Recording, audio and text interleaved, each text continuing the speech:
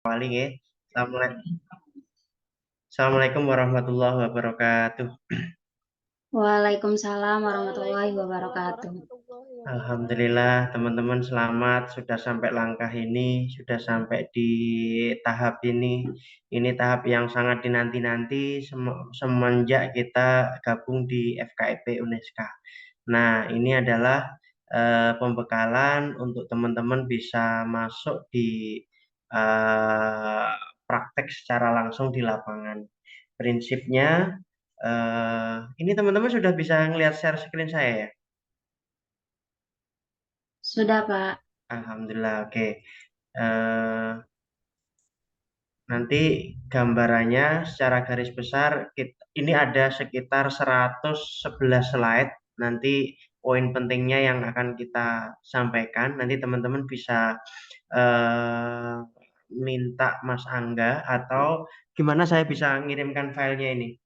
Teman-teman apa sudah dapat? Ada link yang disediakan di grup Pak Wawan, nanti bisa Oh, diupload terus bisa gitu. dibagikan ke Oh, Mas teman-teman. Angga aja yang di WA tadi Mas Angga bantu ya. Oh, siap-siap. Oke, oke. Oke, teman-teman lanjut. Eh, ini materi ini sebenarnya nggak asing karena kalian sudah dapatkan di di Pak Erwin kemarin ya, di Pak Erwin untuk kurikulum Merdeka. Nah, saya ingin menguatkan saja apa sih kurikulum Merdeka dan apa yang harus dilakukan di kurikulum Merdeka terkait dengan cara kita ngajar ya, paradigma baru, pembelajaran yang konstruktivistik, bedanya kita dengan pembelajaran yang behavioristik gitu ya. Kalau behavioristik itu lebih kepada guru banyak ceramah, guru banyak menerangkan, menjelaskan, tapi kalau paradigma baru yang konstruktivistik itu teman-teman sebagai pre-teacher ya, pre-teacher PLP ini calon guru atau bisa dikatakan guru praktek gitu ya. Itu lebih banyak memberikan instruksi nanti di lapangannya. Nah, instruksi itu maksudnya gimana? Memberikan arahan kepada siswa kita untuk mengerjakan sesuatu. Jadi bukan banyak menjelaskan, tapi banyak memberikan kesempatan mereka berkolaborasi dengan temannya mengerjakan suatu proyek tertentu gitu ya. Eh, itu poin utama dari paradigma baru. Asesmen nanti terkait dengan asesmen kita sekilas nanti di kurikulum Merdeka ini. Nah, besok karena diperkuat lagi sama Pak Gitin kalau nggak salah seperti itu jadwalnya. Oke, Mak, misalnya mak Rene kan. ya teman-teman di tujuannya ini ya, Tidak apa-apa. mungkin ada yang bocor ya, bisa dibantu. Charla. Ya. Maaf lupa. Nggak apa-apa.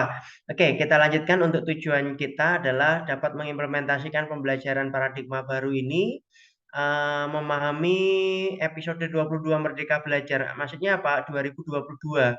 Ini kan kurikulum kita tercetus di 2022. Nah, apa saja guru dapat memetakan model pembelajaran sampai guru bisa membuat ini apa namanya kurikulumnya atau KKTP pengimplementasiannya mulai dari tujuan menganalisa tujuan pembelajaran, guru meletakkan jenis asesmen sampai kepada kita memahami Merdeka Belajar itu sendiri. Saya agak cepat, nanti nggak akan semuanya saya sampaikan, tapi paling penting di sini adalah teman-teman nanti memahami model pembelajaran ya, beragam model pembelajaran, prosedurnya nanti lebih banyak sering dibaca sendiri nanti slide saya. Sebenarnya ini slide saya itu mudah dipahami karena semuanya berbahasa Indonesia. Bagaimana menyusun KKTP itu nanti juga ada, asesmen pembelajaran di slide saya juga ada, transportasi PTN itu juga ada, apa saja. Nah, ini ciri-ciri sekolah yang berkualitas tidak perlu saya sampaikan, teman-teman langsung nanti tujuannya kita gimana sih menyusun TP gitu ya. Tujuan pembelajaran dari CP yang diketahui. Sebenarnya kemarin sudah dapat ya dari pembelajaran dari Pak Erwin waktu mata kuliah kurikulum. Sudah, Pak. Sudah, Tapi oke. dari Oke, sudah jelas, tinggal kita nanti memetakan kompetensi yang mau di-upgrade di sana, sama menentukan kontennya atau isi materinya. Ini nanti bisa sambil dibaca sendiri proses mendesainnya Kak sampean, sampean semuanya itu bagaimana kita merancang pembelajaran untuk ruang lingkup sekolahan. Jadi prinsip alur tujuan pembelajaran, namanya alur itu kan langkah-langkah ya. Langkah-langkah membuat istilahnya pre-teacher. Kalau di micro teaching dulu itu namanya ada pre-teaching, bagaimana membuat langkah-langkah awal pembelajaran. Nanti while teaching, materi inti di pembelajaran itu, sama post teaching, di mana kita mengakhiri pembelajaran itu. Kita ada refleksi, reinforcement, ada assessment, ada koneksi antar materi gitu di post teaching. Nah, kalau while teaching, inti dari materi yang sampean sampaikan itu terkait dengan tujuan pembelajaran. Jadi kalau membuat tujuan pembelajaran jangan disampaikan di akhir pembelajaran, kalau bisa di awal pembelajaran. Nanti kita harapannya setelah pembelajaran ini kalian bisa ini A, B, C. Ya, seperti itu. Jadi tujuan pembelajaran tolong disampaikan di awal belajar. Tujuan pembelajaran, asesmen, sampai pengalaman belajar. Nah, pengalaman belajar itu di mana dapatnya? Pengalaman belajar itu setelah anak-anak berkolaborasi, setelah anak-anak melakukan kegiatan. Jadi mereka langsung mendapatkan pembelajaran yang konstruktivistik itu tadi, yang bahasanya langsung terjun di lapangan. Misal berkolaborasi ya mereka kelompokan langsung, nyari kalimat yang susah ya mereka cari gitu ya. Atau mungkin menyelesaikan kalimat yang tersiratnya apa, mereka juga mencari bersama-sama. Dan akhirnya sampai mereka menganalisanya, bahkan sampai mempresentasikannya. Nah, ini pengalaman belajar yang mereka akan langsung dapatkan. Berikutnya, poin yang tidak kalah penting dalam kita membuat alur ya. Nah, proses mendesain alur pembelajaran nanti konsep-konsep semacam ini bisa bisa dibaca dengan seksama, tidak harus mengikuti alur yang sedetail ini, tapi teman-teman kata kuncinya dari CP yang ada langsung di breakdown menjadi TP. Kalau sudah bisa menentukan TP, alur TP-nya, alur untuk pencapaian TP itu supaya apa? Langkah-langkahnya, istilahnya gitu. Nah, setelah menguraikan CP ke TP, jadi tinggal kita membuat alur pembelajaran sampai ke alokasi pembelajaran, kira-kira dibutuhkan berapa kali tatap muka atau berapa jamnya. Sampai ke circle-nya itu ya. Circle yang dicapai untuk mendapatkan CP-nya itu proses merancang kegiatan belajar. Jadi teman-teman nanti kalau membuat perancangan pembelajaran, jangan dibuat sendiri. Maksudnya apa Pak Wawan? Maksudnya kolaborasi sama temennya. Iya, lumayan anjir mobil. Ya, gitu ya teman-teman nanti Zoom, Cok. bisa kolaborasi sama temennya untuk ngerjakan bareng-bareng. Jangan dikerjakan sendiri. Terus untuk mendapatkan input di sana nanti kita sampai membuat alur pembelajaran sampai pada tahap refleksi. Kalau membuat RPP ya, modul ajar itu nanti sampai ke refleksi. Sehingga baik itu mulai pembelajarannya, proses pembelajarannya, asesmen yang dinilai, sampai kepada refleksi tadi, pengajaran saya bagaimana. Saya tadi memakai ice breaking apa enggak. Saya memakai supaya anak-anak fokus ke saya pakai apa gitu ya. Itu didesain sama temennya. Jadi jangan ngerjakan sendiri. Nah, dan juga jangan jaga nih temennya. Jadi ikutlah kalian andil dalam proses persiapan membuat RPP tersebut. Nah, berikutnya yang paling tidak kalah penting itu nanti dalam kita membuat rancangan belajar dari kurikulum operasional, tujuan pembelajaran, alur pembelajaran, sampai jadi modul ajar. Nah, di sini desainnya bagaimana? Seperti yang saya sampaikan tadi, kolaborasi sama temennya. Kolaborasi berarti kalau kita ngerjakan idealnya kelompokan Pak. Iya silahkan. Yang sama-sama satu fase, misal sama-sama kelas 10 gitu ya. Ngumpul anak-anak kelas 10. Oh saya sama dengan kelas 10 sampean. Sampean TP-nya apa? Oh iya ini saya ini pakai ini. Gimana alurnya disusun bersama-sama sampai kepada asesmen yang mau digali itu apa untuk mengukur capaian TP-nya sampai kepada refleksinya. Nanti gambaran kurang lebihnya seperti itu. Teman-teman saya yakin sudah bisa ya merumuskan TP, ATP dari kalimat CP-nya. Sehingga harapannya ini saya hanya merefresh atau reinforcement menguatkan materi dari Pak Erwin yang kemarin yang kalian dapat. Merumuskan TP itu mengacu pada kompetensi dan konten pada CP. Sehingga rumusan kalimat TP yang dapat mengambil referensi dari berbagai sumber catatan penting, misal dari kepala sekolah, memahami kalimat tersebut mudah dipahami, istilahnya gitu. Merumuskan TP itu tujuan pembelajarannya diusahakan menggunakan kalimat kata kerja operasional yang mudah diukur, gitu ya. Atau paling tidak, misal masih umum memahami gitu ya, dijabarkan lagi indikator memahami apa materi tentang simple present misal. Berarti baik mulai dari rumusnya, formulasinya, contohnya sampai ke aplikasinya. Ini saya contohkan teman-teman poin dari pentingnya ini.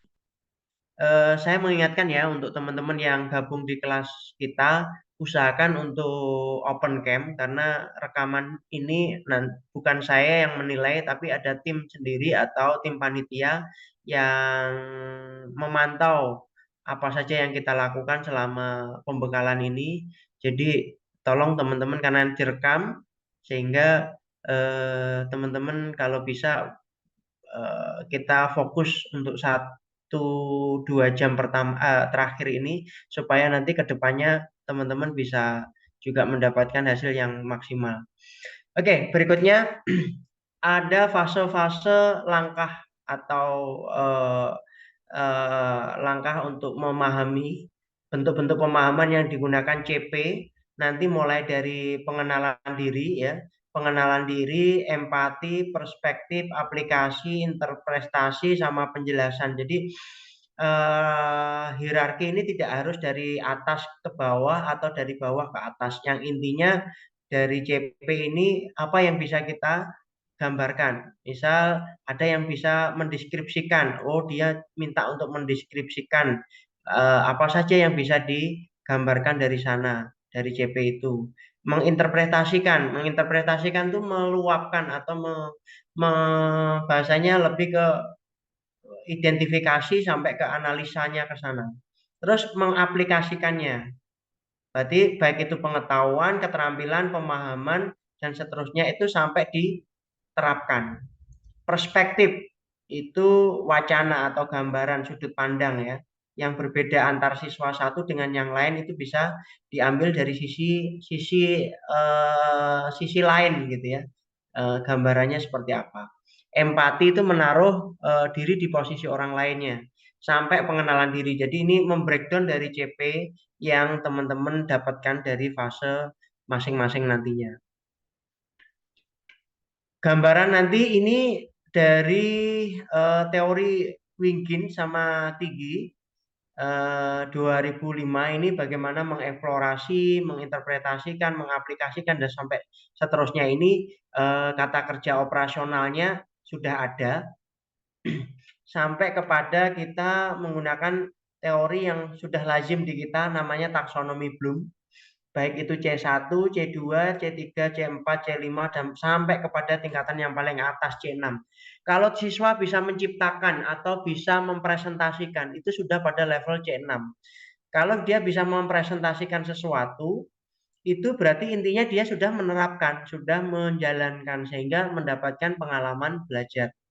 Misal teman-teman membuat telur dadar gitu ya. Berarti anak-anak sudah bisa menyiapkan wajannya, menyiapkan kompornya, menyalakannya, menaruh minyaknya, menaruh telurnya, terus memberikan sedikit garam sampai kepada matang sehingga mengambilnya, tidak sampai salah langkah. Dia bisa menceritakan hal tersebut berarti sampai pada tahapan C6. Nilainya tinggi itu kalau anak bisa mempresentasikan di depan kelas hasil dari pembelajarannya. Itu contoh.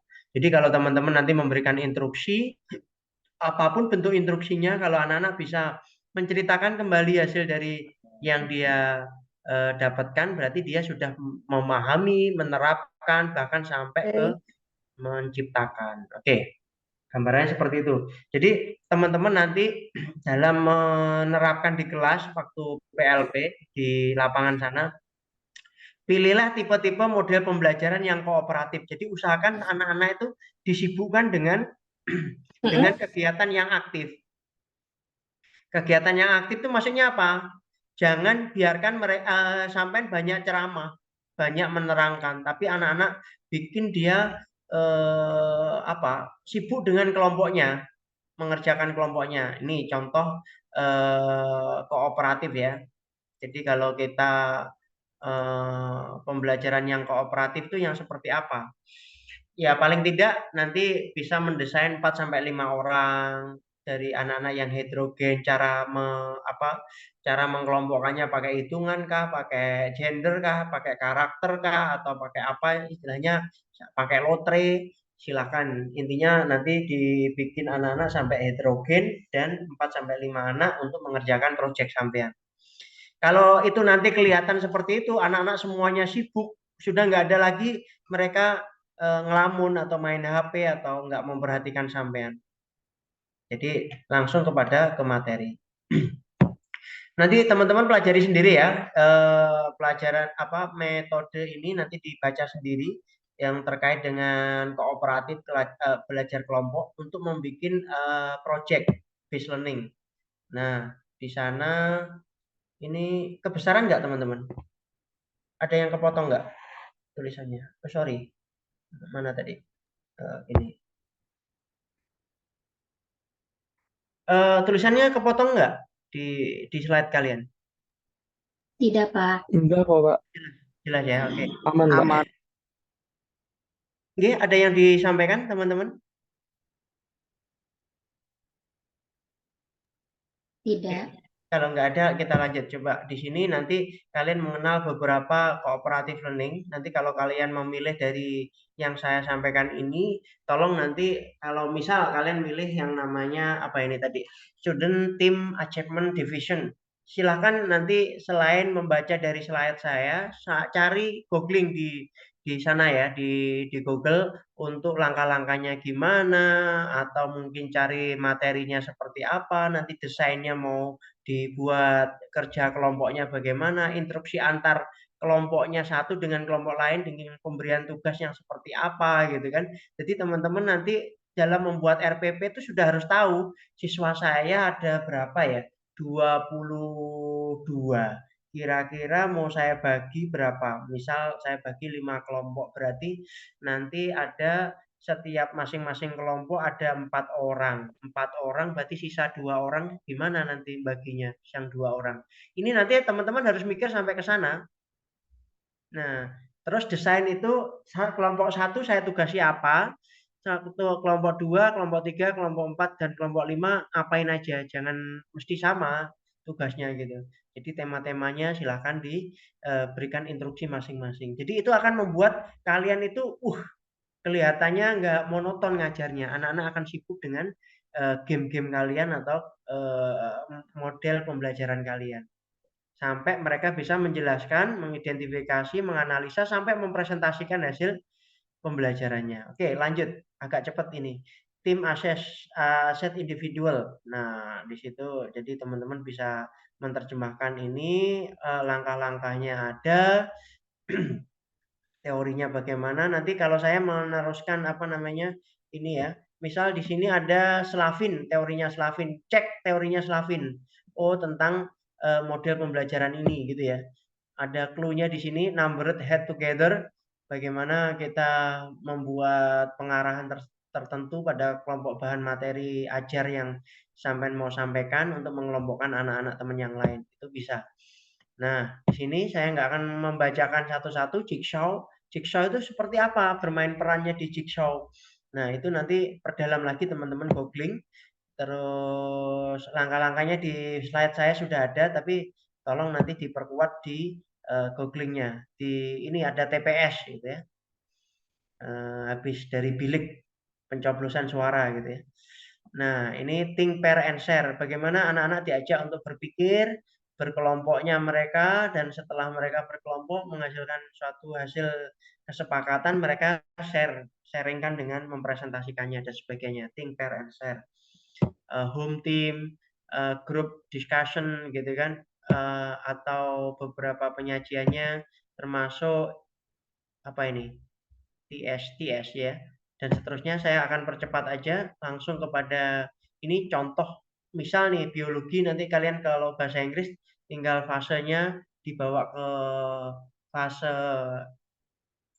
E. Itu untuk kelas berapa? Ingat ya? Kelas akhir ini kayaknya. Kelas Kelas 10. 9 sama 10. 10. 10 aja, 10 aja toh? Iya, kelas 10. Hitung fase A kelas 1 2, fase B kelas 2 4 3 4, fase C 5 6, fase D kelas 7 8, E 9 10 kalau nggak salah ya. Fase D itu Ada 9, Pak. E F 9 kelas 2 3 SMP. Misal nih contoh, untuk merancang penelitian ini menggunakan model project based learning gitu ya. Apa asesmennya atau penilaiannya nanti berupa apa? Portofolio kah atau hasil dari mereka? Portofolio itu nanti kalau dibikin ya teman-teman bikinlah opsional ya. Opsional itu ya apa namanya? Ada opsi anak-anak menjadi beberapa pilihan untuk mereka memilih tugasnya. Ini contoh-contoh discovery learning, model tantangan, jigsaw, atau discovery learning lagi untuk Pancasila, ekonomi, dan seterusnya sampai rubrik assessment. Ini gambarannya. Langsung kepada tujuan pembelajarannya, definisi dan sebagainya. Nanti teman-teman bisa dapatkan poinnya sampai ke sana. Saya coba mendeskripsikan sedikit contoh. Bentar. Sambil ini saya stop screen sebentar. Teman-teman, dari yang kita sampaikan kira-kira nanti ke depannya sudah ada gambaran nggak? Saya ngajarnya mau ngajar kayak guru saya SMA dulu, atau saya ngajarnya pengen yang seperti apa? Ada nggak gambaran di otak kita? Terbayang, terbesit. Saya pengennya mendesainnya supaya asik, supaya menarik. Saya bawa pokoknya ngajar saya tak pakai kolaborasi. Anak-anak tak ajari untuk apa ya, kerja kelompok, kerja cerdas, kerja kooperatif dan sebagainya. Kira-kira dari situ sudah ada Kalau untuk gambar? sekarang sih Pak, Nggih? kalau untuk sekarang mungkin belum ada kepikiran ya, karena kan belum terjun langsung ke lapangan, ke sekolahannya. Jadi nanti kemungkinan ketika sudah sampai di kelas, baru kita bisa lihat kondisi anaknya itu bagaimana, dan baru kita bisa memutuskan kira-kira metode apa yang bisa diaplikasikan untuk anak-anak tadi itu. Seperti itu sih Pak. Nggih. Atau yang lain. Pokoknya intinya jangan banyak ceramah lah kalau ngajar nanti ya. Pokoknya hadirkan sampean itu paling Siapa? menyenangkan di kelas dan asik gitu, enjoyable atau enjoy learning gitu. Dari sana nanti akan muncul anak-anak itu senang bahasa Inggris. Dari apa? Dari gurunya, bukan dari bahasa Inggrisnya gitu. Kayak saya dulu tuh senang bahasa Inggris karena apa? Ya karena gurunya. Gurunya ngajarnya asik gitu. Nah, itu yang harapannya kalian hadir itu membawa kesan yang positif untuk anak-anak kita. Dari sini kira-kira yang lain ada yang ditanyakan sebelum kita lebih kepada teknis lagi.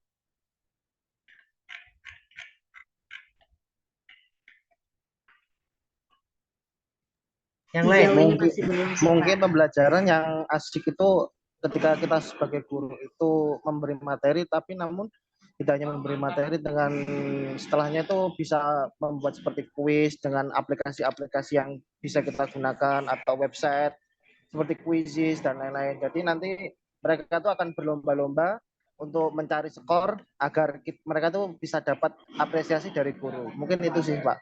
Oke, keren, mantap. Ada ide lagi yang lain?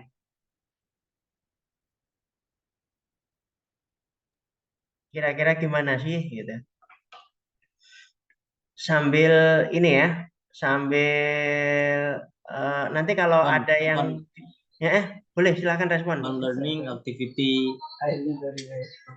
Intinya fun learning gitu, Sir, sama Sip, aktivitinya nggak monoton gitu.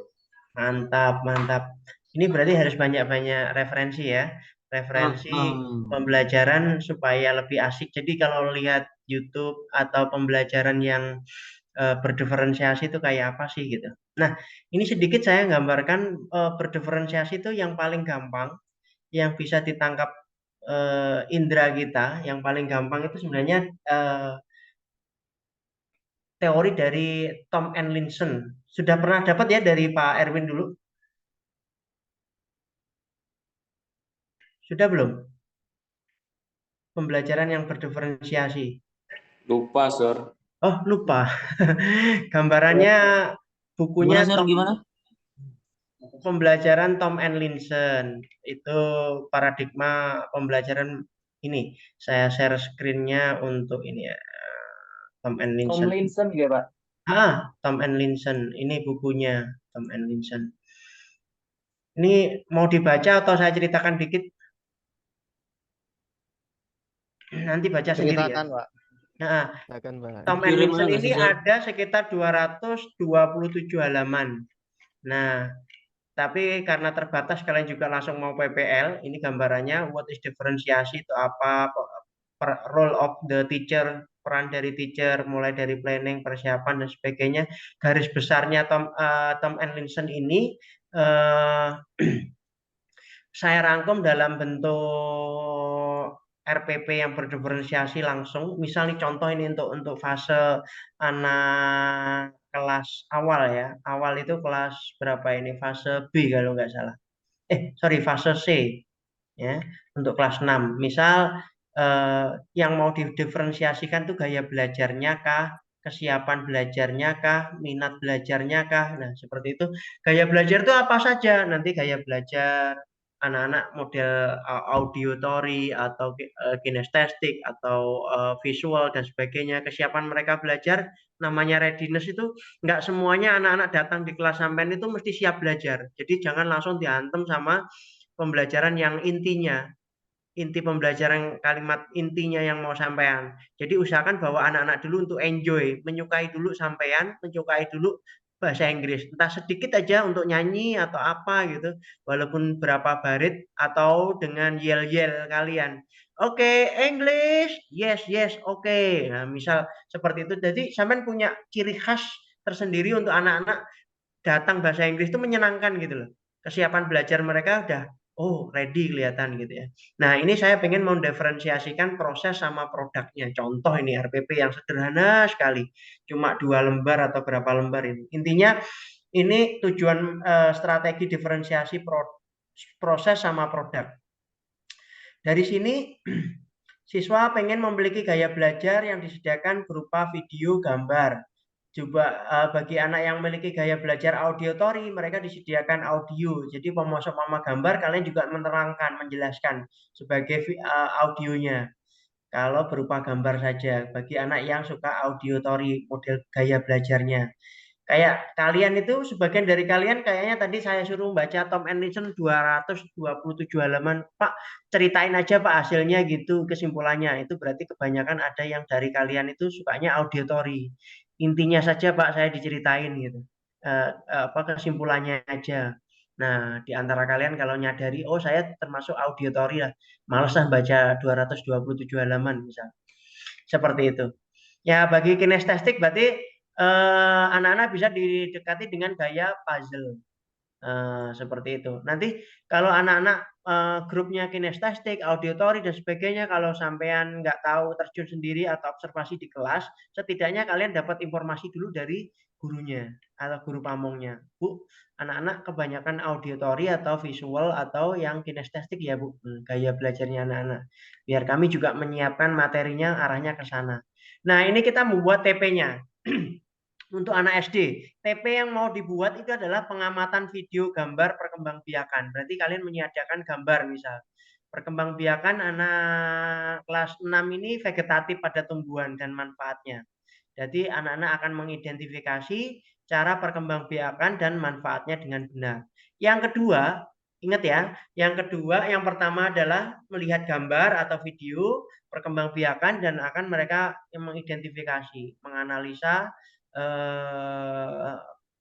perkembangbiakan tersebut sampai manfaatnya. Yang kedua adalah menyampaikan laporan. Nah, ini laporan itu bagaimana? Penyampaian laporan hasil identifikasi perkembangbiakan dan juga manfaatnya. Nah, cara yang pertama ini rumusan masalah yang pertama atau tujuan pembelajaran yang pertama, saya yakin teman-teman bisa ya, gampang tinggal muter video dan mereka mengidentifikasi ini yang tugas kelompok 1, kamu mencari ininya, kamu nomor 2 ini dan sebagainya dan seterusnya gitu ya. Oke, langkah-langkahnya sampai inti kegiatannya saya yakin teman-teman tinggal mendeskripsikan alurnya. Terus langkah yang paling akhir ini contohnya, untuk pembuatan TP yang kedua itu buat laporan kan. Buatlah laporan tentang perkembangbiakan vegetatif tumbuhan disertai contoh dan manfaatnya. Teman-teman coba fokus di sini. Ini adalah salah satu cara kalian dalam memberikan diferensiasi pembelajaran. Jadi kalian menyiapkan 4 opsi dalam membuat laporan. Yang pertama, buat tabel ya. Teman-teman yang suka membuat tabel silakan kelompoknya buatan tabel. Atau kalau tugasnya individu, bagi anak-anak yang suka membuat laporan silakan ditulis tadi pembelajaran kita tentang apa saja, silakan dirangkum. Bagi anak yang ini boleh laporannya dalam bentuk gambar. Bagi yang suka gambar silakan digambarkan gambar berseri, gambar yang kayak apa namanya pohon bercabang itu yang mapping atau apa. Bagi anak yang cerewet biasanya, tapi kamu siapkan ini. Bisa nanti laporannya dalam bentuk voice note di HP-nya kirim ke mem ya gitu. Nah, kirim ke Mister nanti seperti itu atau video langsung kalian, "Hai guys," kayak bikin konten gitu. Kita tadi sudah belajar tentang perkembangbiakan vegetatif bla bla bla bla dan seterusnya. Jadi opsi 4 ini apakah mereka mengambil 4-4-nya? Enggak. Mereka milih, teman-teman. Milih salah satu aja. Ini adalah salah satu cara kita membuat pada konten pelaporannya untuk rumusan atau tujuan pembelajaran yang terakhir tadi, yang kedua. Berarti yang pertama tadi apa? Rumusan masalah kita mengidentifikasi perkembangbiakan. Nah, berarti setelah diputarkan video mereka mengidentifikasi per kelompok seperti itu. Yang kedua menyampaikan laporan. Nah, diberikan opsi 1, 2, 3, 4 paling tidak seperti itu. Itu bagi anak yang nggak suka gambar ya biarkan mereka pakai voice note silahkan. Yang anak yang cerewet, anak yang banyak ngomong silahkan difasilitasi seperti itu. Ini cara-cara kita dalam mendiferensiasikan anak-anak kita. Bagi anak yang suka gaya belajarnya seperti apa tadi dengan prosesnya tadi ya. Yang visual kamu siapkan video atau gambar. Yang auditory, video, gambar kamu juga tambahkan dengan narasi penjelasan kalian supaya lebih gampang dipahami. Bagi anak yang kinestetik, ya kamu menyiapkan materi dengan cara berbentuk puzzle. Oke. Dari sini kira-kira apa yang bisa kalian tangkap dari contoh yang saya buat, contoh RPP ini? Ada yang bisa menyimpulkan?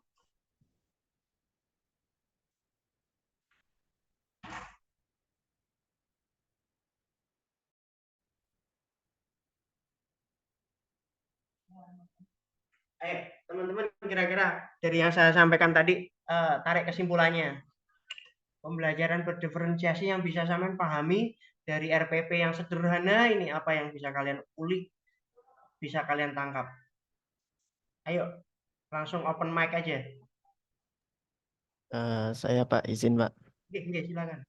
Ya, jadi untuk menjadi guru kita perlu banyak persiapan dan tentu saja perlu banyak kesiapan menghadapi murid-murid kita yang jumlahnya tidak hanya satu, sekalipun itu satu pun belum tentu mereka memiliki kesamaan dengan kita. Misalnya gurunya orangnya visual, tapi harus menghadapi anak yang kinestetik.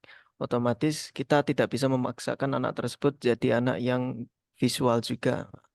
Jadi kita memang harus kreatif, kita harus mau berjuang lebih banyak agar anak kita paham gitu ya Pak, istilahnya. Kurang lebih seperti itu, Pak. Oke, termasuk apa diferensiasi dari cara kita memperlakukan. Kira-kira dari yang lain ada yang bisa ditangkapi?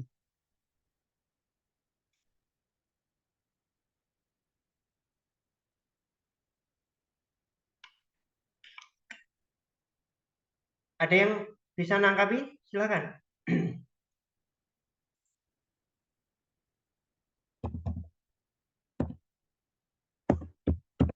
Saya masih banyak belajar, Sir. Nggak apa-apa, pelan-pelan, tapi paling tidak ada gambaran ya. Nanti Ya. untuk persiapan kita ke arah sana. Ya, ini saya mantau aja, Sir. Jadi belum berani menyimpulkan. Tapi paling tidak kalau kalian memberikan tugas, anak-anak jangan kayak zaman kita SMA dulu. Silakan anak-anak, habis ini tugasnya membuat laporan dari hasil yang kita sudah kerjakan tadi gitu. Nah, akhirnya kan serentak kan sama laporannya. Bentuknya pun juga sama, tapi formatnya kan kamu bisa memberikan opsi 1, 2, 3, 4. Silakan pilih salah satu yang kalian suka gitu. Itu kan juga diferensiasi sesuai dengan minat bakatnya anak-anak. Iya, betul, Sir. Soalnya dulu waktu saya SMP, SMA, dengan SMP, SMA sekarang sudah sangat jauh sekali, Sir, bedanya, Sir. Oke. Setidaknya ada gambaran ya, teman-teman semuanya nanti kalau bikin tugas ke anak-anak, bikin beberapa opsi pilihan, silakan dipilih salah satu yang menurut kalian enak gitu. Bikin konten atau laporan tertulis atau berupa apa. Oke. Oke, siap, Sir. Terima kasih. Oke. Bisa ya? Oke. Insya Allah, Sir. Sebelum yang lain kayaknya kita butuh intermezzo deh. Mas Angga mungkin bisa bantu kita. Mau intermezzo apa? Pokoknya teman-teman bikin kreatif mungkin lah, bikin ice breaking, bikin joke, bikin apa gitu, gombalan apa gitu. Misal yang sederhana gini, sebelum Mas Angga putarkan apa intermezzo, misal sederhana kalian masuk kelas gitu aja supaya buat kesan anak-anak teman-teman, mata saya itu sakit deh. Kenapa ya? Ada yang tahu kenapa nggak? Nah, karena mata saya segera pengen ketemu dengan kalian-kalian yang luar biasa. Anak-anak sudah kayak gitu, digituin aja, digombalin dikit-dikit atau apa gitu, sudah wow, sudah keren, sudah ini. Setidaknya memancing emosi mereka untuk aware kepada rencana materi yang mau sampean sampaikan. Oke, gitu ya. Makin jagolah teman-teman bikin joke, bikin ice breaking, bikin gombalan gitu. Mas Angga boleh? Pak Angga? Oh, dia Pak Wawan, monggo lanjut. Pak Wawan waktunya masih sampai 19.05. Oh lah, 05 tinggal 2 detik aja, 2 menit aja. Silakan ayo kalau biar nggak terlalu tegang anak-anak diajak nyanyi Justru saya apa. tertariknya sama materi terakhir Pak Wawan itu yang menyampaikan bagaimana mengattract perhatian anak-anak nih. Saya takutnya eh, Pak Miranto nih kalau jadi guru terus attraction-nya terlalu ini Tegang. terlalu tegas jadinya malah kecantol Pak nanti jadinya karena Saya siswanya kasih anak satu, SMA. Pak Angga, saya kasih tips satu ya. Untuk guide anak-anak zaman sekarang, zaman now itu kalau bisa nanti kalau WA kalian itu perkenalan, langsung bikin WA grup sendiri dengan anak-anak didik kalian. Terus jangan lupa di WA grup itu minta tolong ke anak-anak kasih nama nickname-nya mereka untuk mengenalkan diri supaya sampean bisa save satu persatu. Sehingga dari sampean nge-save namanya satu persatu itu kalian langsung bila mana anak-anak kita bikin story, bikin WA status atau apa, itu minimal kalian bisa kasih jempol, masya Allah, barokallah, bagus, keren atau apa dan sebagainya. Intinya, Pak Pak E kok kenal saya ya, Mas E kok ganteng, tapi saya kok dikenal ya. Apalagi sampean tambahin, Masya Allah Mbak Atika bagus gitu ya, misal namanya sebutkan itu bagi anak ada kebahagiaan tersendiri gitu. Nah itu cara kalian mendekati PLP kalian supaya sukses. Paling tidak kalian bisa mengendalikan anak-anak kalian itu waktu PLP nggak berontak. Saya kasih satu kasus yang saya pernah alami. Saya pas waktu SMA, waktu itu di SMA Negeri 2 Nganjuk, itu ada salah satu mahasiswa PLP dulu katanya namanya PPL ya. Ada salah satu mahasiswa dari UNESA, dia kayaknya dari orang yang keluarga yang ada lah gitu. Waktu PPL itu PLP kayak gitu ya bawaannya mobil bagus lah di waktu itu. Tapi waktu itu PLP-nya itu olahraga. Ya, bahasanya kalau kita simpulkan tuh agak itulah bahasanya gitu. Akhirnya saya satu kelas itu bilang sama anak-anak, ya udah ayo kita nggak usah peduliin ini, kita bikin gagal itu PLP-nya. Udah saya komporin kayak gitu, akhirnya apa? Setiap kita diajarin, diajak kumpul, ajak apa, kita main sendiri. Kita nggak bisa dikendalikan sama anak PLP itu. Ujung-ujungnya apa? Dia dengan itunya itu akhirnya dia mengulang lagi tahun berikutnya. Karena dia sama guru pamongnya nggak dianggap tidak bisa mengendalikan siswanya. Ini kasus yang di lapangan, teman-teman yang saya sampaikan ini tolong diperbaiki komunikasinya, menjaga etikanya di sana dan sebagainya. Kalau sampean PLP di satu lembaga itu bukan berarti sampean itu wow, hebat, enggak. Itu sampean bisa masuk di salah satu lembaga SMA, SMK itu karena jeripayahnya kakak tingkat kalian yang meninggalkan nama baik. Maksudnya apa? Dia disiplin, dia tertib, dia tawaduk, takdim sama gurunya, guru pamongnya, bukan cuma guru pamong, setiap ketemu guru paling tidak menyapa, Assalamualaikum Bu, selamat pagi Bu, atau apa gitu. Oh ini ya, berarti anak UNESKA itu ramah-ramah ya. Anak-anak UNESKA itu gerapiak bahasanya gitu. Dan seterusnya. Ini berarti wujud daripada beda ya karo anak kampus kae gitu. Duduk guru pamongnya gak gelem nyopo dan sebagainya dan seterusnya. Ini gambaran buat teman-teman supaya sampean bisa masuk PLP di lembaga itu bukan andilnya sampean, bukan hebatnya sampean, bukan hebatnya dosen-dosen UNESKA enggak, tapi jeripayah nama baik UNESKA dibawa sama kakak tingkat kalian. Jadi kalau kalian meninggalkan nama jelek, nggak disiplin, bolos, nggak kasih kabar dan sebagainya, ngerepot nih guru pamonge, sampai kelas bikin kosong, temenmu sampai dipanggil, kemana ini, nggak ada keterangannya dan sebagainya. Yang rusak adalah bukan cuma sampean, tapi nama jeleknya UNESKA, FKIP, dan juga adik kelas sampean nggak mungkin bisa PLP lagi di lembaga itu. Itu ya, terakhir pesan saya. Terima kasih jam 19:08 Mas Angga malan. Silakan. Terima kasih Pak Wawan, luar biasa sekali masukannya teman-teman. Sepertinya apa yang disampaikan Pak Wawan memang praktis sekali dan harus dipedomani untuk teman-teman melaksanakan PLP di hari Senin nanti insya Allah. Boleh kita kasih reaction untuk Pak Wawan sebagai apresiasi. Matur nuwun Pak Wawan, sehat selalu Pak.